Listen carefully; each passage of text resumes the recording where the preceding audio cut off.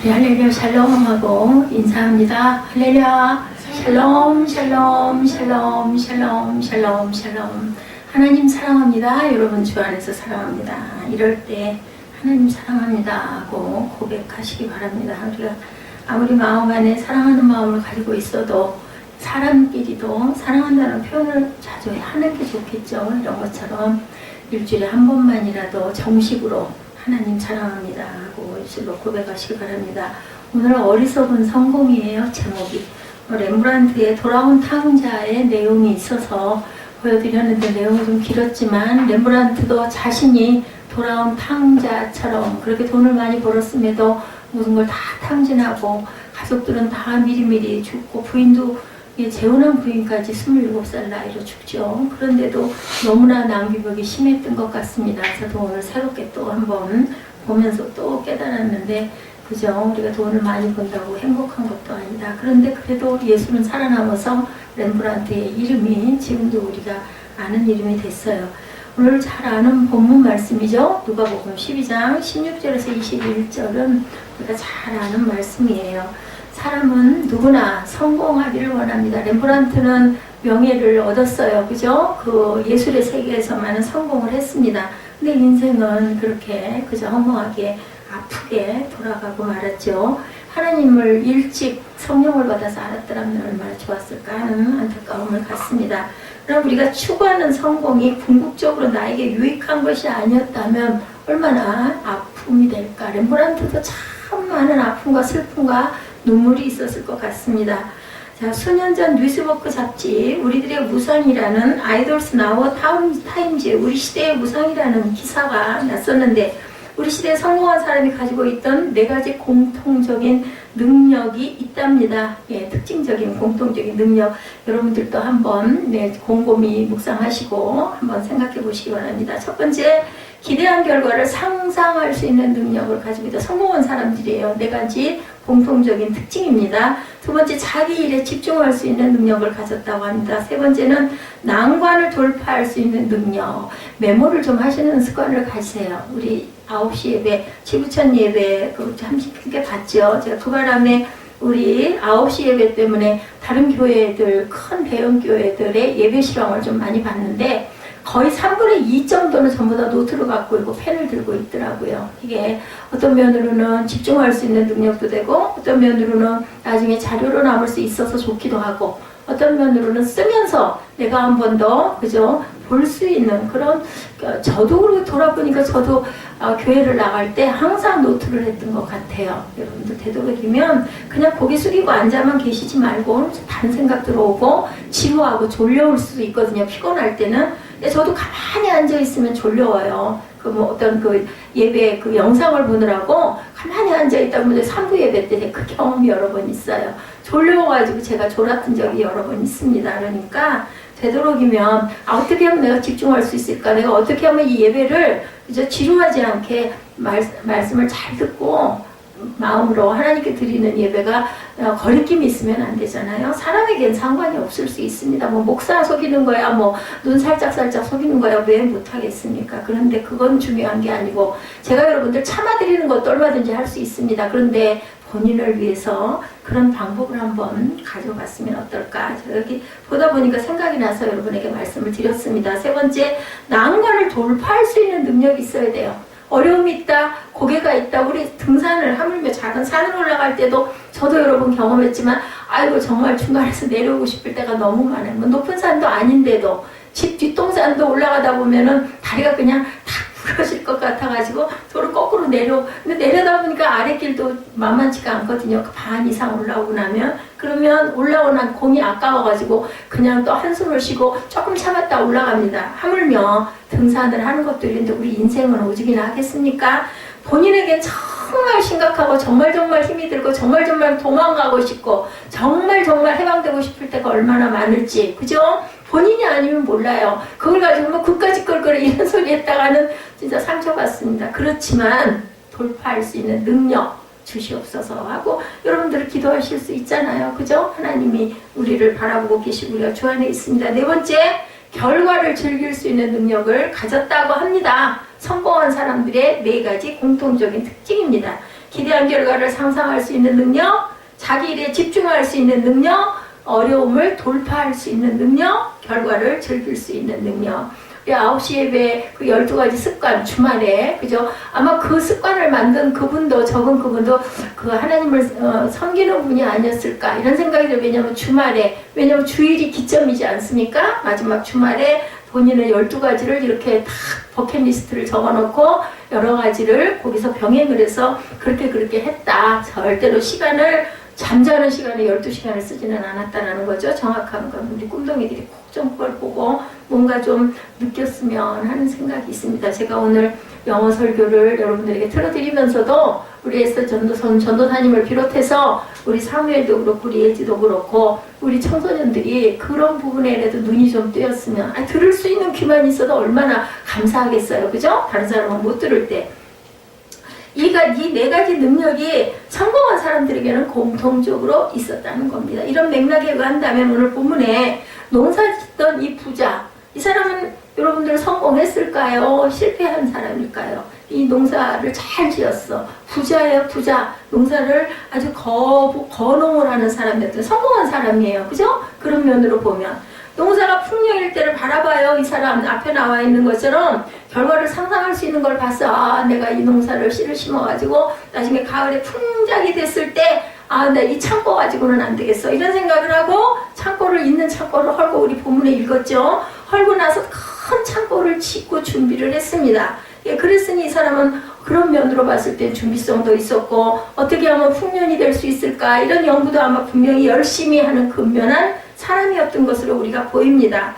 예, 농사가 풍년일 때는 미리 바라봤어요. 현재 곳간에 이 소출을 다 쌓을 수 없을 것이라는 것도 바라봤어요. 그래서 준비도 했어요. 생각만 한 게 아니라 그죠? 직접 헐고 짓기도 합니다. 밤중에도 아마 농사를 성공시킬 수 있는 부분에 대한 연구도 했을 것입니다. 마침내 그의 예상은 정말 적중했어요. 그의 가을에 어땠어요? 거둔 풍성한 소출을 곳간마다 가득히 쌓아두고 자기 영혼을 위해서 얘기하는 부분이 19절에 나타나 있죠? 우리 한번 볼까요? 또 내가 내 영혼에게 이르되 영혼아 여러 해 쓸 물건을 많이 쌓아두니 평안히 쉬고 먹고 마시고 즐거워하자 하리라 하되 얘기했어요. 자기 자신에게. 그런데 그날 밤 그를 창조하신 하나님이 이 사람을 찾아와서 20절에 뭐라고 말씀하세요? 하나님은 이르시되 어리석은 자여 오늘 밤에 내 영혼을 도로 찾으리니 그러면 내 준비한 것이 누구의 것이 되겠느냐. 그렇게 말합니다.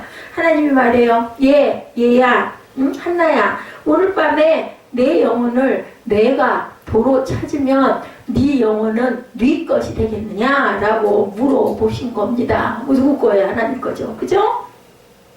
하나님의 결론은 그를 어리석은 자라고 말씀해요. 세상적으로 볼 때는 부족함이 없고 굉장히 열심인 사람이고 농사도 풍작을 만드는 아주 그러한 그 부농의 주인인데도 하나님께서는 어리석다라고 말씀을 하셨다라는 거죠. 이 사람은 자기 직업에 충실했어요. 풍성한 성공을 하고도 어리석은 자라는 힐난을 하나님께 받았다. 오늘 본문 말씀에서 나오는 사람은 세상 기준에서는 분명히 성공한 삶이었다. 그러나 하나님께서는 그의 성공이 어리석은 성공이라고 말씀을 하셨다는 거예요. 그렇다면 왜 그는 성공하고도 어리석은 성공자가 되었을까? 자, 우리 지구촌 예배 보니까 어때요? 어마어마한 사람들이 앉아있죠? 수목교회는 뭐 더나 어마어마해요. 2층까지 꽉꽉 가득가득 찼으니까. 저는 그 지구촌 교회를 여러 번 가봤기 때문에 압니다. 그리고 영어 설교하는 그때도 또 수목교회도 있어요. 또 중국어로도 통역을 다 하고 또 그쪽으로 와서 그 다국적 민족들이 많기 때문에 그런 데 가서 특별히 앉아서 뭐 귀에다가 헤드폰을 끼고 예배들을 드리는 사람들도 많습니다. 예, 저희가 교회를 새생명교회를 세울 때 처음에 영어 설교를 꿈을 꿨었어요. 그래서 그렇게 영어 쪽에 신경을 많이 썼습니다. 지금 보면 그게 언제 이루어질까이지만 누가 해요? 바울이 신고 아볼로가 물 줘도 기르시는 분은 하나님이세요. 열심히 기도하시기 바랍니다. 자기 중심만의 인생을 추구했기 때문이다. 첫 번째입니다. 왜 어리석은 자가 됐을까? 이렇게 세상적으로 성공했음에도 불구하고 본문 말씀의 성공자는 내가를 강조합니다. 17절에서 19절 내용을 보면 우리 한번 훑어봅니다.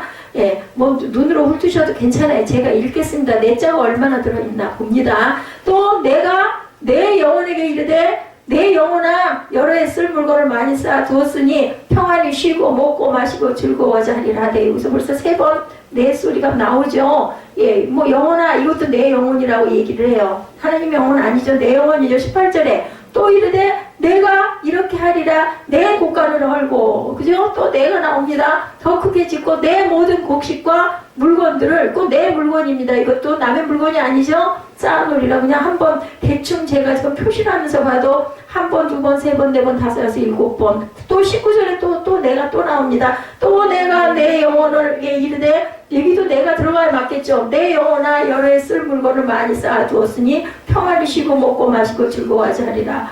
뭐 내 소리가 한 10번 정도 들어간 것 같아요. 그죠? 3절 거의 저희가 읽으면서도 영어로는 어떻게 표기가 정확하게 되어 있는지 나중에 에스더 선생님 한번 영어 해석 잘하시니까 한번 또 보시기 바랍니다. NIV가 이래서 그 전에 제가 본문하고 영어를 놓고 우리가 함께 늘 읽고 그렇게도 했습니다. 왜냐하면 해석할 때 굉장히 편해요. 성경을 해석할 때. 그의 모든 생각의 중심은 내가, 나 자신이었다. 이웃도, 가족도, 하나님도 그의 인생에는 없어요. 첫 번째 누구예요? 내가. 그렇습니다. 하나님께서 모든 것을 그에게 선물로 주셨어요. 농사가 풍작이 된 것도 아까 우리가 고백했지만 우리가 우리 물을 주고 열심히 씨를 심고 가꾸고 뭐 그 풀을 뽑아주고 한다 하더라도 기르시는 분은 하나님이세요. 그러니까 하나님이 해주신 거거든요. 그런데 하나님께서 그의 인생의 주인이었음에도 불구하고 그는 결국은 자신만을 추구하는 굉장히 미이즘, 내가 중심이 되는 그러한 사고를 갖고 있었다.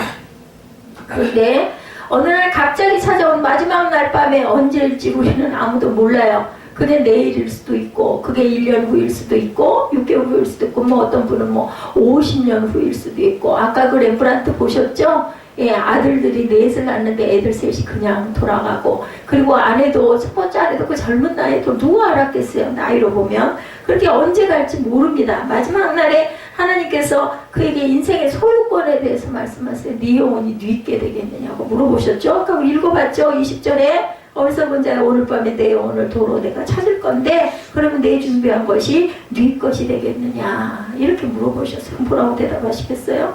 우리 인생의 진정한 주인은 결국은 하나님이라는 거. 내 물품, 내 물품, 내 곳간, 내 영혼, 내 목숨, 내 것인데 그것이 사실은 하나님의 관리하에 있어요. 하나님의 손 안에 있어요. 그 전에 광동 쌍화탕인가요? 그거 선전 굉장히 유명했어요. 내 손 안에 있나이다 해가지고 굉장히 그 아주 히트를 쳤었죠. 근데 그 손이 내 손이 아니라 하나님 손 안에 있다라는 것을 잊지 마시기 바랍니다. 하나님은 오셔서 저와 여러분에게 오늘 물으십니다. 그래 내 것이라고 생각하는 내 영혼을 내가 찾으면 내 것은 뉘게 되니 물어보셨어요. 그죠? 자, 우리 인생의 진정한 오너십이 어디에 있는가 하나님은 따져요. 소유권 어디 있니? 소유권자가 누구니? 물어보시는 거죠. 그의 에고이즘이 자기의 인생에 자기밖에는 없었는데 그의 인생이 오로지 자신이 중심이었는데 그의 세상, 그의 우주에는 나뿐이었고 그의 사고 속에는 관계라는 것은 존재하지 않았다. 주변에서 돕는 성질들도 많았을 거예요. 옛날에는 농촌에서 농사질 때 자기의 밭에 뭐 모를 심거나 할 때 그죠? 동네 사람들이 다 동원이 되지 않습니까? 그리고 또 역시 그 사람들 농사를 짓거나 밭을 메거나 할 때는 또 가서 이렇게 뭐라 그래 품앗이를 해준다고 그러죠? 그래서 서로 동네에서 그렇게 돕고 그렇게 애를 써서 그렇게 해서 농사를 지었습니다. 지금은 보면 정말 문들을 꽉꽉 닫아놓지만 그때는 문 닫아놓고 잠그고 사는 집이 없었다고 그러죠? 그의 사고 속에 이런 관계라는 존재가 없다. 무엇에 대한 고마움도 없다. 감사도 없다. 내가 열심히 지어서 내 거야. 내 창고야. 내 물건이야. 내 것이야. 영혼마저도 내 것이라고 오늘 본문에 말씀합니다. 히브리대학교 교수예요. 전 세계에 영향을 끼쳤던 유대인이에요. 근데 이 사람이 철학자입니다. 마틴 부부와 아마 들어보셨을 거예요. 유명한 책 나와 너 I and I would do 이렇게 원어로 나와 있습니다. 근데 우리나라 말로 번역이 돼서 나와 너라는 이런 책 속에 내가 존재할 수 있는 것은 너 때문에 존재한다. 내가 존재하는 것도 나 때문에 존재한다. 내가 너를 참된 인격으로 만나주는 거기에도 나도 너도 존재의 가치가 생긴다. 네가 있고 내가 있어서 너와 내가 있기 때문에 내가 있는 존재의 가치가 생긴다라는 내용입니다. 내가 있기에 내가 있고 내가 있기에 너도 있단다. 내가 너를 인정해서 내가 있고 내가 나를 인정하기에 내가 있다. 이런 내용입니다. 오늘날 대부분의 우리의 삶의 현장에서 관계, 왜곡된 삶의 현장에서의 관계는 I and U가 아니고 여러분들 뭐예요? I and It로 존재합니다. 사람 관계도 아마 직장 오래 다니시는 분들은 아마 동의하실 거예요. 정말 처음에는 굉장히 인성이 좋았던 사람들이 직장생활 한 10년 이상 하고 나면은 굉장히 애고가 돼버려요. 그리고 딱 방어벽이 생겨요. 그리고 필요에 의해서 사람도 만나고 필요에 의해서 사람도 상대를 합니다. 그러다가 그 필요의 관계가 끊어지고 나면은 전혀 상관없는 그냥 모르는 사람이 돼버리는 이런 경우입니다. 왜곡된 이 세상에서 목격하는 관계의 모습은 인격이 아닌 뭐다? 이트. 사람과 사람과의 관계가 아닌 물건이 돼버린다. 인격이 이트가 돼버린다. 물격이 돼버린다. 나는 네가 아니고 그것은 나와 그것이다. 나는 너를 이용하고 버리는 관계, 소모품. 요즘에 여러분들 느끼시죠? 정말 예쁜 물건들 많아요. 근데 잠깐 쓰다가 다 버려요. 그냥 잠깐 써. 옷도 입다가 그냥 나중에 그냥 빨대 대고 꼬질꼬질해지면 그냥 버려버리고, 신발도 신고 그냥 뭐 한 두세 달 신다가 그냥, 그래도 뭐 너무 비싸고 좋은 거 살 필요, 어떤 면으로는 그것도 괜찮을 것 같아. 새 옷 신으면 깨끗하잖아요. 그죠? 새 옷 입었을 때랑 한번 빨아서 입을 때랑 느낌이 다르거든요. 근데 이런 세상이 돼버리니까 모두 다 소모품이에요. 우리 휴대폰도 그렇죠? 자동차도 그렇죠. 그래서 또 다시 할부했던 게 끊어질 때쯤 되면은 휴대폰도 기능이 거의 나빠져가지고 다시 또 살 수밖에 없게 되고, 이런 세상에 사람과의 관계도 나와 네가 아니라 I and U가 아니라 I and It가 됐다. 정말 슬퍼요. 자, 언제든지 버리고 비울 수 있는 관계가 되어버렸다. 사람과의 관계도. 이 시대에 경험하는 모든 관계는 이렇다는 건데, 오늘날 가족은 그렇지 않지 않나? 저는 이렇게 생각을 해봤습니다. 그렇죠. 근데 그것도 물음표입니다. 예. 그러나 내가 있는 곳에 나도 존재하고, 내가 바라볼 수 있는 참된 나와 너를 존재하는 영원자 절대자가 계신다. Eternal You. 아까 제가 말씀드린 이 책에 이런 내용의 말씀이 존재하고 있다. 마틴 부버의 I and 나와 너라는 책 내용입니다. 우리가 우리 시대 왜곡된 이 세상에서 목격하는 관계가 물격이 되지 말고 인격이 돼야 되겠죠. 이 세상에 내가 오직 너일 수 있게 하는 자는 누구예요? 영원자 하나님이다. 이렇게 나타나 있어요. 이 사람 유대인입니다. 그러나 우리는 그 절대자 하나님을 이렇게 순간순간 누구처럼 잃어버리고 살게 된다. 누구처럼? 아까 부자, 농부처럼 잊어버리고 살게 된다는 거죠. 우리는 수시로 이웃도 잊어버립니다. 유대인인 마틴 부버는 이스라엘 사람들도 우리만의 영토가 필요하다라고 외쳤던 시온주의 운동을 펼칩니다. 그래서 실제로 팔레스타인 땅에 가서 교육을 하고 살다가 그가 거기서 변화가 됩니다. 실제 있었던 일입니다. 그냥 얘기가 아닙니다.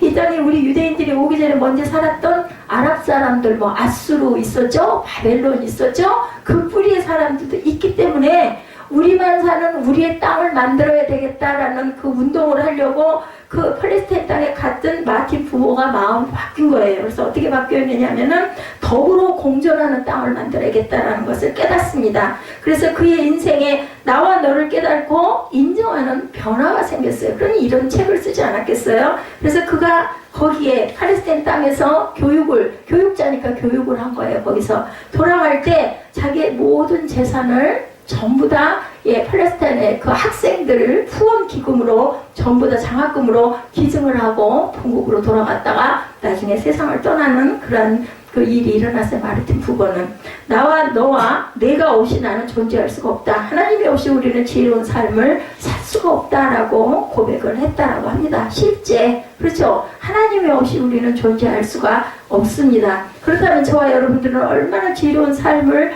살고 있는지 하나님을 아는 여러분들은 성공하신 거예요. 절대로 실패하신 분들이 아닙니다. 우리가 좀 돌아봐야 되겠죠. 왜냐하면 언제 수시로 순간순간 우리 안에 뭐가 들어오기 때문에 죄가 자꾸 들어와서 나를 쓰러뜨리려고 하니까 그래서 자꾸 일어나야 되죠. 혹시 나도 어리석은 성공을 추구하고 있지는 않은지 예, 그것도 돌아봐야 합니다. 우리 인생의 소유권은 누구라고요? 하나님께 있다는 것을 인정하시기 바랍니다. 이것을 망각하지 않고 뭐하고 살아가야 되겠다?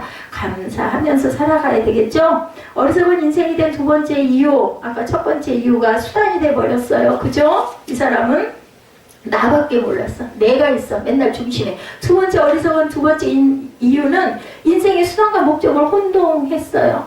목적을 수단으로 혼동을 해버립니다. 나라는 독백 다음에 등장하는 단어는 뭐예요? 소출, 곡식, 곡간, 물건, 내 것. 예, 여기에 집중을 하고 있다는 거죠. 우리 물질이 인생을 행복하게 할 것이라는 착각과 기대를 안고 살아가요. 아까 보셨죠? 그 렘브란트 돈을 많이 벌었대요. 그죠? 근데 정말 그렇게 많이 써버리다 보니까 굉장히 불행했죠. 쫓겨나기도 하고, 그죠? 예, 그래서 17절에서 19절 사이에 보면, 본문에 보면 정말 이렇게 내 것이라는 거, 소출, 곡식, 곡간, 물건, 뭐 이런 것들이 나타나요. 내 것 가방. 제가 이런 이 말을 반복을 할 때는 누구 떠오르는 사람에서 내 거 어딨어? 내 가방 어딨어?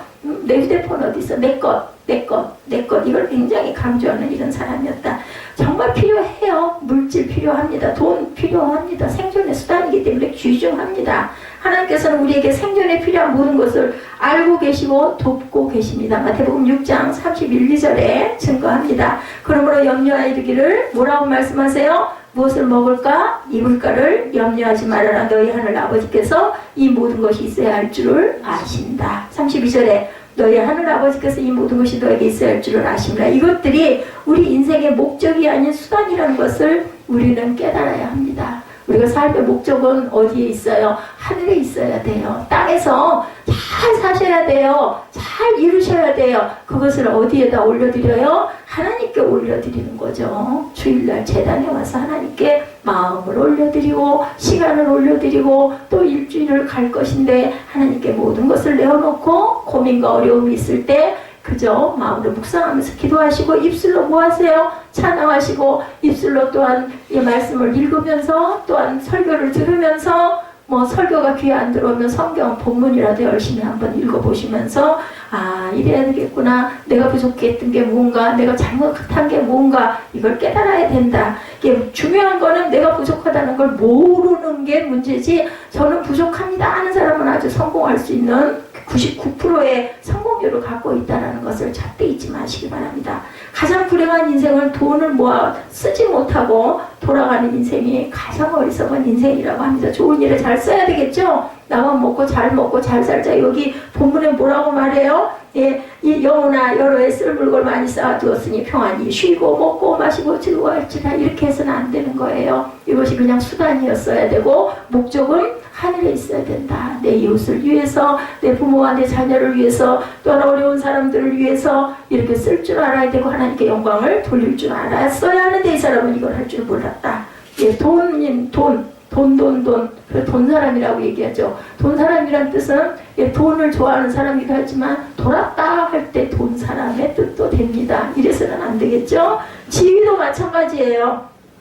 아까 여러분들 보셨죠? 지구촌 교회는 시장님이 늘 주일마다 예배를 드리러 오셔요. 그래서 그 이동훈 목사님이 그런 말씀을 하세요. 이동훈 목사님은 지금 원로 목사님이 되셨습니다. 그분은 조금 일찍 은퇴하셨어요. 65세 은퇴하셨고 지금 아마 70세쯤 되셨을 건데 그 진재혁 담임 목사님에게 이제 담임을 물려주시고 원로 목사님 말씀드렸죠. 어느 교회든 담임 목사님은 한 분밖에 안 계세요. 거기 부목사님이 아마 한 7, 80명 될 거예요. 목사님이라는 분들이 그 교회에 아마 7, 80명 되는데 담임 목사님은 진재영 목사님 한 분. 근데 원로 목사님은 두 분이 계실 수도 있어요. 그래서 이동 목사님은 원로 목사님이 되셨어요. 시장이 많이 오십니다. 항상 주일마다 오십니다. 선거 때가 되면 국회의원들이 오십니다. 그런데 기가 막힌 거는 의자는 똑같습니다. 그냥 줄 쫙 넣은 의자에 앉으시죠. 예, 그분도 늘 그런 얘기를 하세요. 아, 여기 국회의원이 와 계시고 시장님이 와 계셔서 너무너무 죄송하지만 이렇게 말씀을 합니다.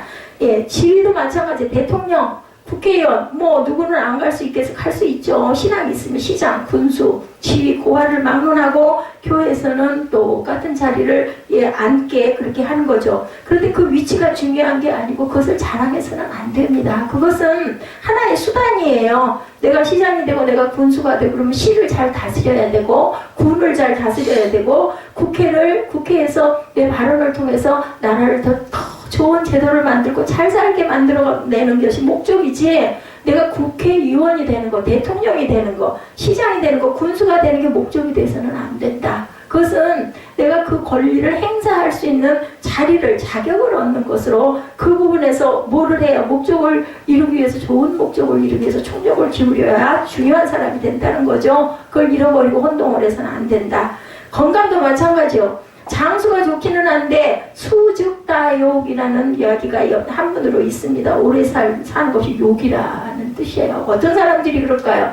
110년을 살아, 100년 이상을 살았어. 와, 장수했어요. 그런데 이웃에게 민폐를 끼치고 악영향을 끼치고 간다면 오랫동안 사는 게 좋을 일이 아무것도 없다. 그래서 수즉다욕이라는 한문자가 고사성어가 나타났다는 거죠.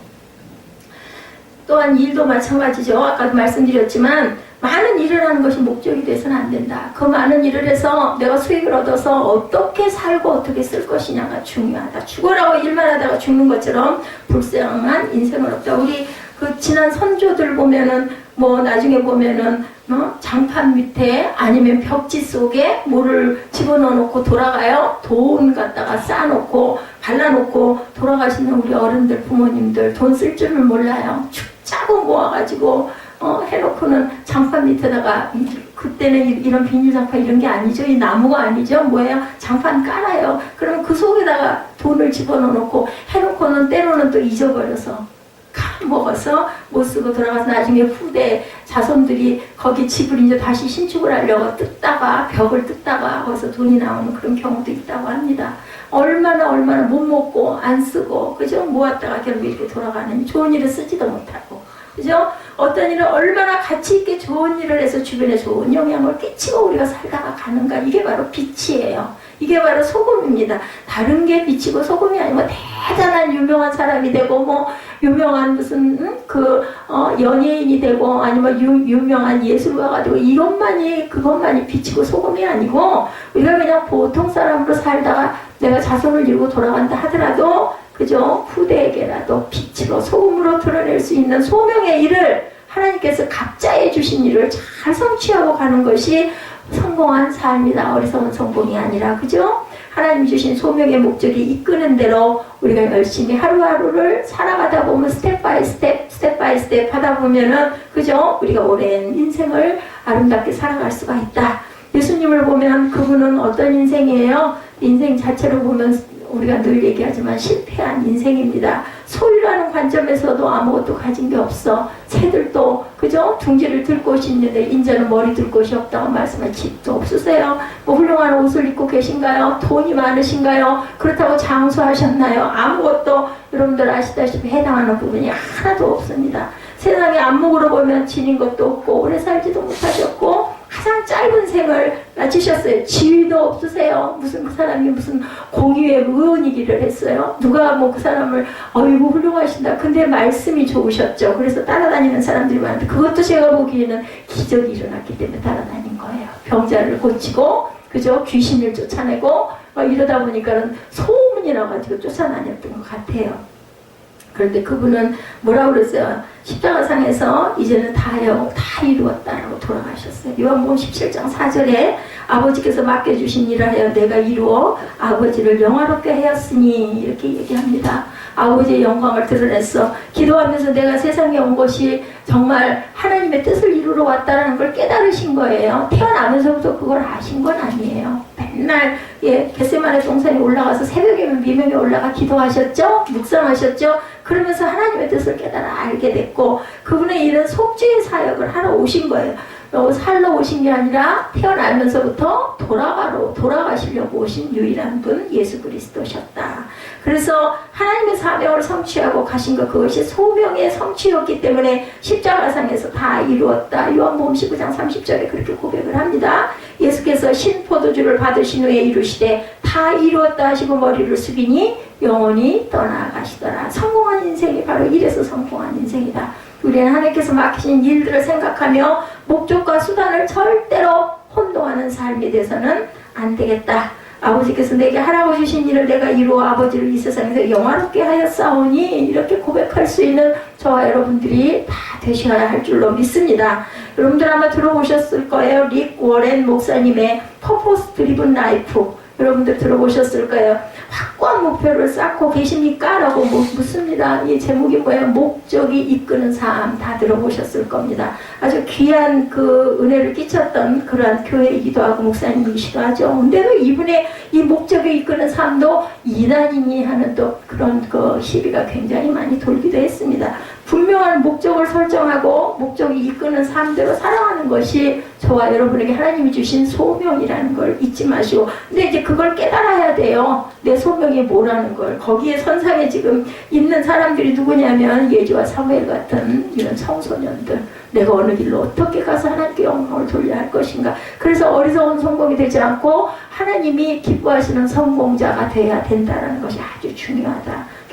이한나 목사도 생각해 봤어요. 나는 과연 목적이 이끄는 삶을 살아왔나. 이제 가까스로 제자리에 들어왔는데 너무 늦었어요. 여러분들, 우리 찬양 있죠? 너무 늦은 건가요? 저는 그 찬양의 맨 앞구절이 가슴을 때립니다. 일찍 깨달았어야 돼요. 하나님께서 귀한 달란트를 주셨잖아요. 아름다운 목소리도 주시고, 어디에서도 그 시대에 학교에서도 전교생이 모르는 이름이 없을 만큼 아주 훌륭한 하나님의 성품도 주시고 여러 가지 특징을 주셨는데, 그것을 하나님의 영광으로 쓰지 않고 내가 출세하려고, 내가 높아지려고 그러고, 내가 드러나려고 하는 그런 마음을 갖고 있다가 결국은 실패를 하고, 그래도 하나님께서 마음속에 남아있던 하나님이라는 것을 알고 있었던 그 씨털이 남아있어서 마지막에 세워놨기 때문에, 온전케 오질 못했기 때문에 제가 이런 아픔과 고난을 많이 겪어옵니다.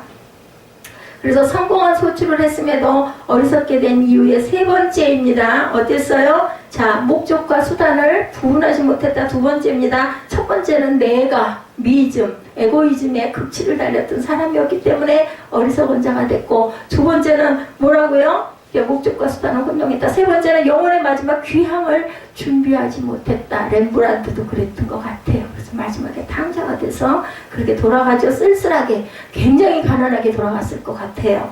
본문에 나온 부자 농부는 미래를 바라보고 곡간도 준비를 했어요. 그러니까 세상적으로는 아주 완벽했다는 거죠. 중요한 자신의 영혼을 하나님께 드릴 준비를 하지 못했다. 오늘 본문에도 그러죠. 내 영혼아 라고 얘기를 합니다. 영혼도 하나님의 영혼이 아니라 내 영혼이다. 먹고 자고 놀고 쉬자. 이 19절의 이 말씀이 아주 굉장히 대단한 말씀이에요. 내가 내 영혼에게 이르되, 이렇게 얘기하죠. 영혼아, 여러 해 쓸모를 많이 쌓아놨어. 남을 나눠주거나 선행을 하려고 하는 마음 하나도 없어요. 이 내용으로 보면, 그죠? 그렇기 때문에 하나님께 가야 되겠다라는 귀향의 준비를 했겠느냐는 거죠. 가장 중요한 자신의 영혼을 하나님께 드릴 준비를 하지 못했던, 그러니까 믿음이 있는 사람이 없는 사람이었다. 육체는 흙으로 돌아가지만 내 영혼을 드릴 준비를 해야 되는데 그걸 그렇게 하지 못했다. 예, 부자를 부르시는 음성이 20절에 나타나죠. 하나님은 이르시되, 어리석은 자여, 오늘 밤에 내 영혼을 두고 찾으리니 너는 준비가 되었느냐? 예, 저와 여러분에게도 물어보세요. 그는 자신의 영혼의 귀향을, 돌아갈 고향을 준비하고 예비하지는 못했다. 우리 안락한 삶을 위해서만 살다가 하나님께서 영혼을 고독한다고 말씀하시면 얼마나 긴장하고 얼마나 놀래고 얼마나 무섭고 얼마나 당황할까. 근데 매일매일을 마지막처럼 준비하는 사람은, 그죠? 부르시기를 기다려요. 오늘 부르실까 내일 부르실까. 그렇다면 뭐 내가 가진 것에 연연하고 내 의복에 연연하고 뭔가를 더 높아지려고 연연할 필요가 뭐가 있겠는가죠. 주신 소명 열심히 하면 되죠. 예일과 하버드 대학에서 교수를 역임하시고 사셨던 이분이 굉장히 정신적인 어떤 치유에 대해서 그 책을 많이 쓰셔서 저도 이분의 논문을 연구한 적이 있습니다. 헨리 나우엔 박사 아시죠? 러시아 상테부르크 미술관에서. 그래서 오늘 제가 렘브란트의 탕자의 귀환을 보시겠습니다. 탕자의 그 귀환을 보면서 그만 그 그림 속으로 빨려 들어갔대요. 예, 이 헨리 나우엔 박사가 종이를 그 그림 앞에서 떠나지를 못했다고 합니다. 그런데 그분이 느낀 감동은 아버지 앞에 무릎을 꿇는 탕자가 바로 나는 아닌가. 아까 렘브란트 자신도 그렇다고 나오죠. 끝에 해설에 하버드에서 신학과 심리학을 가르치고 많은 책을 썼어요. 모르는 사람이 없을 정도로 유명해요. 정신분석학이나 뭐 이런 부분의 것도 굉장히 많이 발표를 하셨습니다. 내 영혼의 인기를 누리며 거짓된 그런 도취되는 허상에 내가 빠져있지는 않았나라는 것을 이분은 그때 자신을 돌아보는 귀한 계기가 됐다고 합니다. 그는 여행에서 돌아와가지고 하버드에 사직서를 제출을 합니다. 대학에 교수직을 사직을 합니다. 그리고 카나다 토론토 근교에 있는 작은 아주 조그마한 20-30명이 그 근거 기거하고 있는 지적 장애자 공동체, 예, 거기에서 10년 이상을 거기서 살아요. 그분들과 함께 생활을 하면서.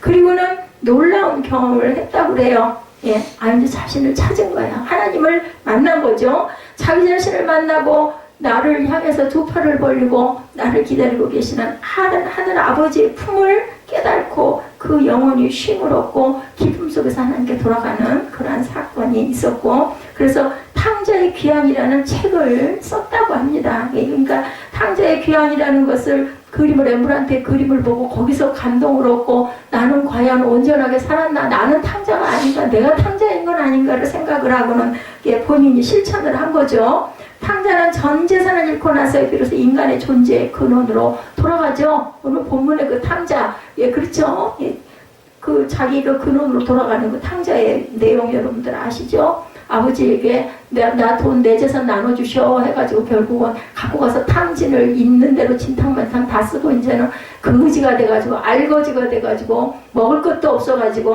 어떻게 했어요? 아버지께 가가지고 내가 아버지한테 종자리를 하면은 주염 열매를 먹지 않아도 밥은 먹을 수 있지 않을까 그래가지고 돌아갈 때 아버지는 어떻게 했어요? 동고밭까지 뛰어나오시죠? 맨발로 뛰어나왔다고 그래요. 그리고 옷을 벗기시고 손에는 금가락지를 끼워주시고 새 신발을 신겨주시고 살찐 송아지를 잡아가지고 잔치를 하셨을 때 그 집 큰아들이 막 그러죠. 아버지는 왜 저렇게 못된 아들을 맞이하냐고.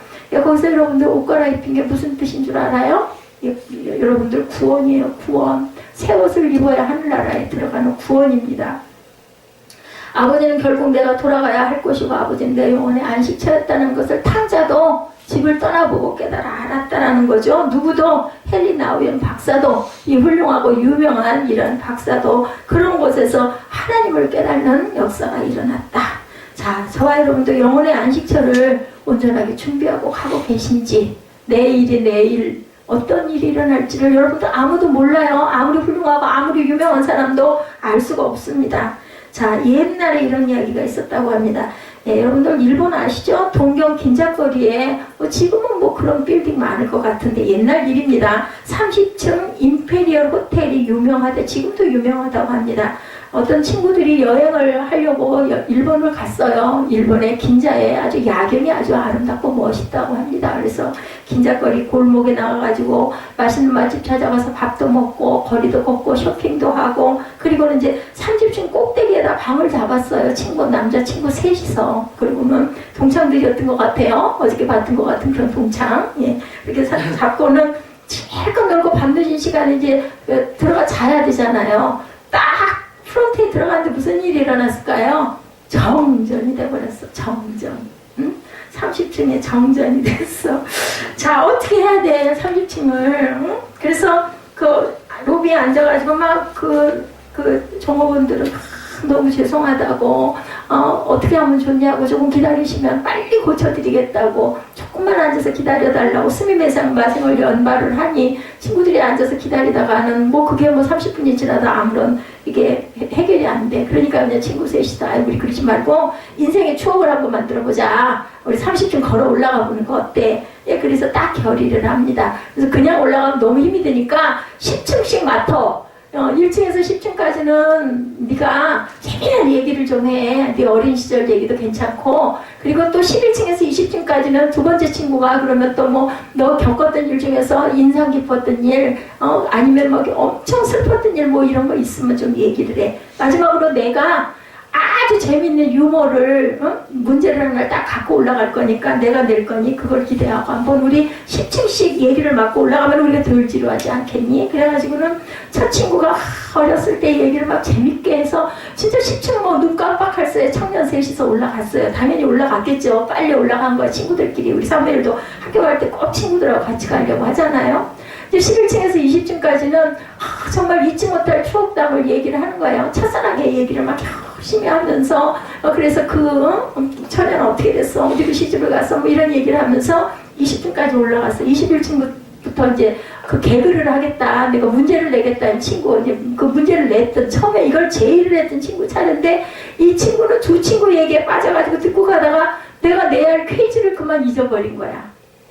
그래서 21층까지 30층까지는 올라가는데 다리는 맥이 풀리고 20층까지는 어떻게 올라갔는데 정말 죽을 기를 쓰고 헐떡거리면서 29층까지쯤 올라갔는데 이 마지막 친구가 생각이 났어. 퀴즈가 29층과 힘이 들어 낑낑거리고 땀을 흘리면서 도저히 못 올라가겠어. 올라갔는데 딱 친구야 생각났어. 뭔데? 뭐야? 무슨 퀴즈야? 뭐였을까요 여러분들? 열쇠를 안 갖고 왔어. 지금은 뭐 열쇠들 뭐 그렇게 안 하고 번호를 누르고 하는데 옛날이기 때문에 열쇠를 갖고 와서 이걸 해야 들어가는데 야 친구야 열쇠를 안 갖고 왔어. 어떻게? 사무엘 어떻게 할 것 같아? 30층을 또 내려갔다 또 올라와? 그래야 되겠나? 우리 인생이 바로 이렇다는 거예요. 여러분들 우리 인생이 바로 이렇다. 자, 어린 시절 우리는 대개는 자 나는 발레리나가 될 거야. 나는 막 유명한 가수가 될 거야. 이런 꿈들을 꿔. 나는 아주 미스 코리아가 될 거야. 나는 탤런트가 될 거야. 아니, 난 대통령이 될 거야. 나는 과학자가 될 거야. 그잖아. 초등학교 때는 꿈이 막 수시로 바뀌어. 이렇게 해서 시작을 해야 우리 인생을 출발을 합니다. 그리고 슬픔과 기쁨, 희노애락, 그죠? 이런 것들을 많이 겪으면서 인생을 살아가. 어떤 분은 지금 중반쯤 오신 분도 있고, 아니면 어떤 우리 꿈동이들은 지금 이제 몇 분의 1이라고 그럴까? 80으로 따질까? 그러면 4분의 1, 5분의 1, 뭐 100세 시대라고 하니까 이만큼 왔어. 목사님 같은 경우는 지금 5분의 3 이상을 언제 뜰지는 모르지만 5분의 3 차를 왔어. 예, 그렇게 와 있어요. 자, 숨가쁘게 인생을 왔어요. 순간순간 이렇게 생각해보면 잊히지 않는 즐겁고 기뻤던 그러나 좀 마음 뿌듯했던 기억도 있고 많이 아팠고 힘들었던 기억도 있습니다. 그런데 우리가 누구나 다 어딜 가요? 천국 문 앞에 갔을 때 여러분들 열쇠 잊지 말고 들고 가야 되겠죠. 갔는데 열쇠 없어. 못 들어가. 그죠? 근데 문은 항상 열려있는 문이 아니야. 천국 문은. 그죠? 여러분들 아시죠? 그랬을 때 어떻게 하실까? 찬양 있죠? 나의 영혼아 잠잠히 뭐만 바라봐라? 하나님만 바라라. 정말 찬양에 가서 제가 아까 마지막 찬양할 때 찬양을 2번을 반복했죠? 계속 부르고 싶었어요. 계속. 그럴 만큼 마음에 그 가사가 제 마음에 왔기 때문에 내 영혼이 육체를 떠나는 순간 천국 문 앞에서 예수님께서 말씀하세요. 나야 나. 내가 곧 길이요 진리요 생명이라고 그러시네. 나로 말미암지 않고는 그곳을 갈 수가 없다라고 말씀을 하세요. 여러분들 준비를 하고 가시는 거예요. 지금. 그죠? 예수님이 길이시고 생명이시죠? 부활도 있고 우리 사무엘이 그 답을 마친 게 지금도 마음에 뿌듯해요. 굿뉴스는 구원과 부활입니다. 그죠? 우리 기독교의 근본 원리입니다.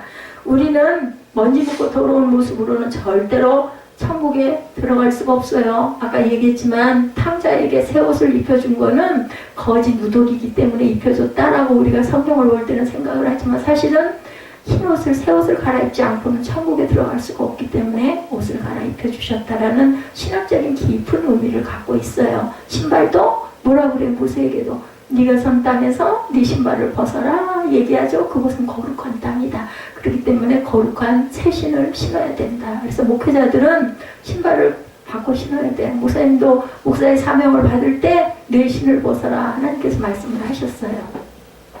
아까도 얘기를 했지만 그런 감동이 아니고는 절대로 하나님의 길을 갈 수가 없습니다. 사람에 따라 여러 가지 형태로 감동으로 나타나지만 아버지 집을 뛰쳐나가 재산을 탐진한 탕자라도 회개하고 아버지 집에 돌아온 아들에게 아버지는 더러운 옷을 벗기고 제일 좋은 새 옷을 입히시죠. 아버지는 종들에게 이르되 제일 좋은 옷을 내어다 입히고 손에 가락지를 끼우고 발에 신을 신기라고 누가복음 15장 22절에 말씀하죠. 이것은 죄의 옷을 벗고 의의 새 옷을, 너는 이제 의인이야, 칭의의 옷을 입혀주셨다는 거예요.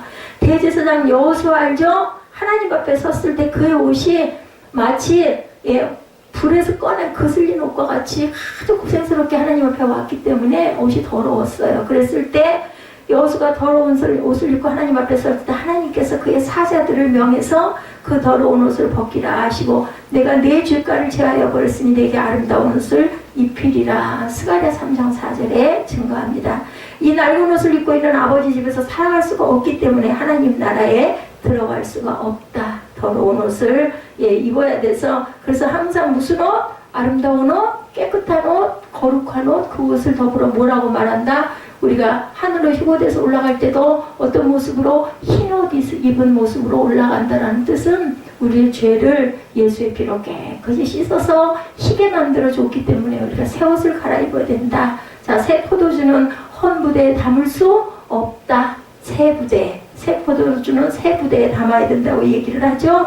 그래서 흰 옷 입은 사람들이 들어갈 수 있는 곳이에요. 4대 성도들에게 말씀하죠. 계시록 3장 3절에서 5절이죠. 내가 어떻게 받았으며 어떻게 들었는지 생각하고 지켜 회개하라.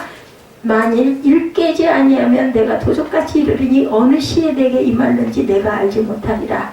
그러나 사대의 그 옷을 더럽히지 아니한 자 몇 명이 내게 있어 흰 옷을 입고 나와 함께 다니리니 그들은 합당한 자인 영고다 라고 얘기를 했어요. 그러니까 그 많은 사람 중에 온전한 구원을 받은 사람은 몇 명 없었다라는 거죠.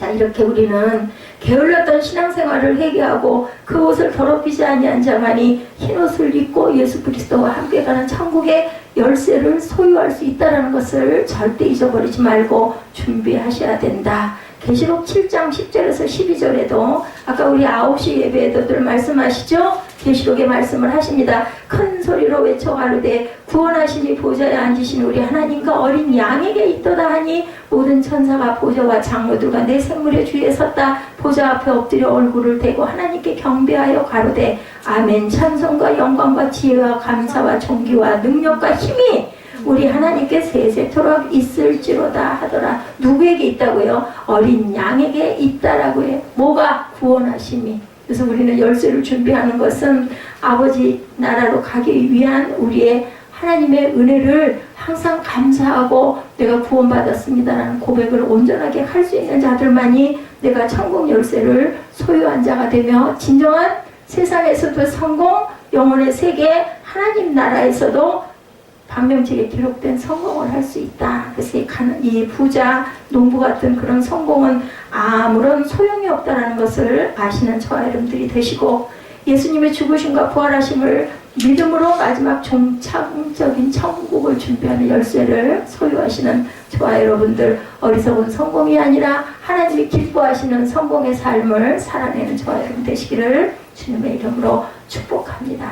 우리 본문 한 번 더 읽을까요? 누가복음 12장 16절에서 21절 우리 말씀이 짧았으니까 함께 합독하시고 우리 결단하시고 축도로 예배를 마치도록 합니다. 본문입니다. 누가복음 12장 16절에서 21절입니다.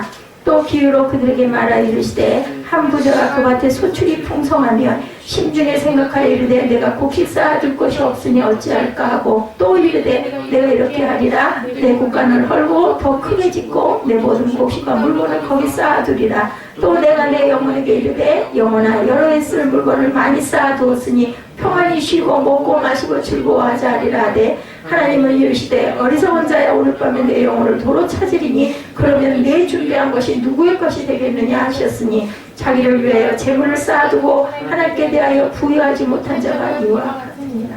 하나님께 대하여 부여한 저와 여러분 되시기를 주님의 이름으로 축복합니다.